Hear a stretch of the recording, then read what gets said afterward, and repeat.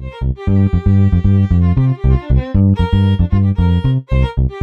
everyone, it's Travis the Pagan Scholar, and if you live in Texas, you know that summer is well underway. Now, typically, I will spend a goodly portion of my summer playing gratuitous amounts of Zelda, and probably meticulously following any of my friends on Facebook that have a pool, but I decided that I would try and get some reading in. So, let's find out what I'm going to be lugging around in my backpack all summer. The first book that I'm going to be reading is Eclipse of the Sun, an investigation into sun and moon myths. I thought this was really interesting because most of the myths in this, in fact the whole aim of this book, is to explore feminine myths of the sun and masculine myths of the moon. And I know that runs a little bit contrary to a lot of Wiccan ideologies and belief systems, but I just thought it was really interesting. And also, the way it's set up, I can provide like tidbits of information, little bite-sized videos, did you know that? Now you know. Is that copyrighted? Whatever. For my second book, I decided on Michael York's Pagan Theology. This is actually a scholarly academic text. It can be cited in reference papers. It's divided up into 3 sections: paganism as religion, paganism as behavior, and paganism as theology. I've already read the first portion of the book. It's an excellent read. It's so cool, it's really smart, and it's really sharp, and yeah, you're definitely going to be getting a video on this. My third book is The Ancient Oracle, Making the Gods Speak. This book was recommended to me by my lovely and talented boyfriend, Marshall. He's already read it, so he's going to be providing some information and feedback as well. And it's a really clever, interesting read, predominantly historical. It includes passages of the oracles, of the fortunes that the oracles would give. Not fortunes, what are they called? Yeah, the oracles, right? Yeah. It has ancient text, historical context, and the actual oracles that the oracles at Delphi or other places, Pythia, would give. So this is a really interesting read. It's a little bit slow going, but definitely awesome prime material for a video. Finally, I am also going to be trying, I don't know if I'm going to get this finished by summer, but Richard Kearney's Strangers, Gods, and Monsters. This is not a pagan book. This is actually a philosophy book centered on hermeneutics.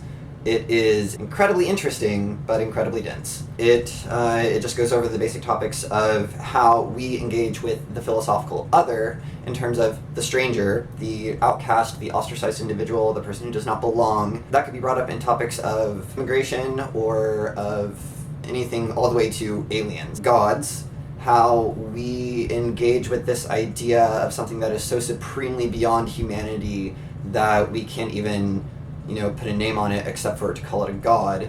And then monsters, which is sort of the philosophical idea that there is something that is repulsively inhuman, something that is profane, that we cannot tolerate it, and how we philosophically engage with all 3 of those concepts. It's an incredibly awesome read, and it's not even that thick, but it takes me like an hour to get through like 10 pages. So we'll see how that goes. Strangers, Gods, and Monsters, Richard Kearney.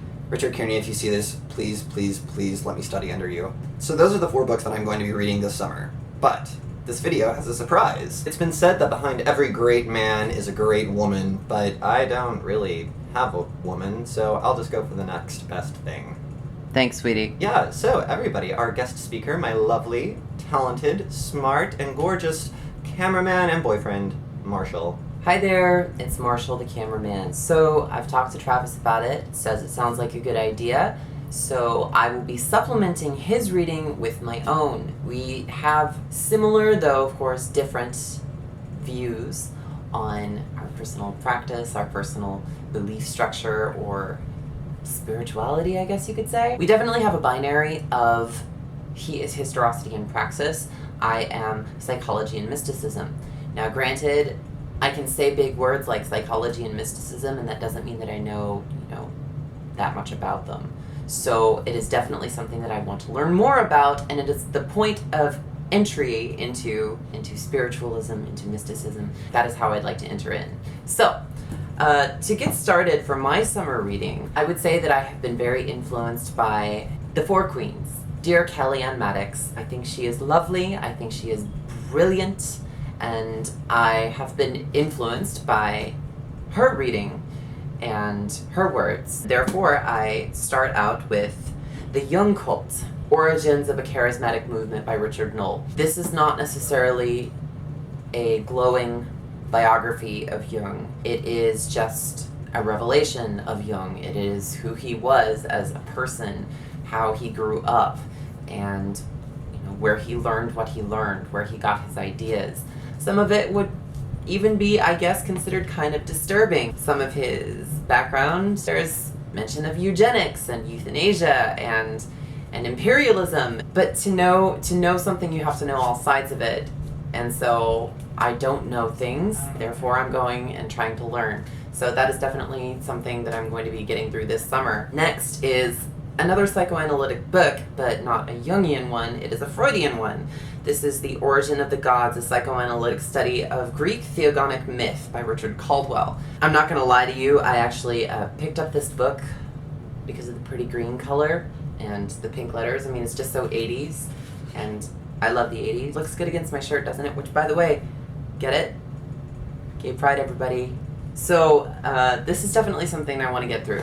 I don't know anything about Freud. I really don't. I mean, other than the things that everybody knows, like penis envy and the anal stage and the phallic stage and all of those wonderful things that seem to dull life down to, nothing but sex. That's definitely a reason to read this book, right? I would love to get into this. It gets into the origin stories of gods in Greek myth. Hesiod's Theogony is what I think it actually reprints Hesiod's Theogony in here, goes into the psychoanalysis of that. That'll definitely be something that I think will be important. Getting back into Jung, because, addiction. I'm going to take note from the book that was recommended by Kellyanne, Arthur Rosengarten's Tarot and Psychology, and look at Sally Nichols' Jung and Tarot, an archetypal journey. I think that this one is really just kind of a Jungian analysis of the Fool's Journey, which sounds kind of interesting. I mean, I enjoy tarot as a means of self-discovery. I'm by no means like some sort of spiritual counselor like, say, Kellyanne is,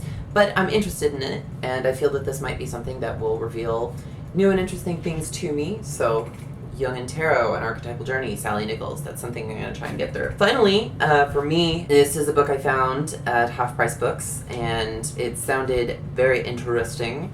It is The Dark Side of History, Magic in the Making of Man by Michael Edwardis. I'm not precisely sure how to describe this book. There was just one thing that, when I was reading the jacket, that made me interested and want to read this book. What hidden thread connects the French Revolution of 1789, the quest for immortality in ancient China, modern chemotherapy, theories of progressive education, the American Indian Wars, Scottish nationalism, the Vietnam protest movement in the USA, surrealism, Nazi Germany, and the present concern for the conservation of the environment? Do tell. I would love to know what connects all of those things. I can connect maybe 2-3 of those at best, and apparently this book is going to connect all of them, so hey, let's give it a shot. We'll see what happens. This is definitely a book that I'm going to try and get through this summer. However, that's not all that we're going to be reading for the summer.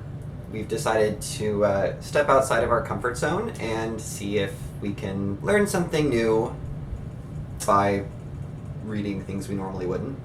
We're going to dive into some Llewellyn books. Yeah. Not to discredit Llewellyn. It's a great publisher. It reaches a wonderful, broad community. A lot of people read their books. I, however, would not go searching for like a historical account of Celtic mythology or Celtic magic. Historical approach to Celtic magic from Llewellyn, because their bibliography, I mean, props for having one. It's just, it isn't the most credulous. It's all from Llewellyn. Well, there's other publishers too, okay, but it's kind of navel gazing, I guess. I don't know. So, but I'm using this opportunity to also brush up on Gaelic, which will be hard, but it's a good thing. I'm dating a polyglot, so I can definitely at least pick up a few words and at least learn to pronounce the names correctly. Okay, so for my not throwaway book, it is also a Llewellyn publication. It is Constantinos Gothic Grimoire. I'm pretty sure that this is by no means an actual transliteration of a grimoire from a Gothic era in Europe. Otherwise, it would not have this flimsy little paperback cover and be in a museum somewhere. I was interested in this because I saw videos on YouTube, of course, of Konstantinos speaking, and I feel as though he's coming from a good place, that he's coming from a place of perhaps insight or wisdom. However, I feel as though maybe, just maybe, he also knows how to play the game, and he knows how to hit the marks. If you've read Heinlein's Stranger in a Strange Land, you'll know what I'm talking about there. Which is not necessarily a bad thing. I mean, I feel he knows how to reach the greatest number of people in the easiest way. Maybe there will be some bits and pieces, pearls of wisdom that I can glean from this book. I'm not going to put all my eggs in that basket, but I'm going to give it a shot and read Konstantinos' Gothic Grimoire. So... Alright, that is what we are going to do this summer. We have a shit ton of reading to do. Not until I go find a pool. So, as always, merry meet, merry part, and merry meet again.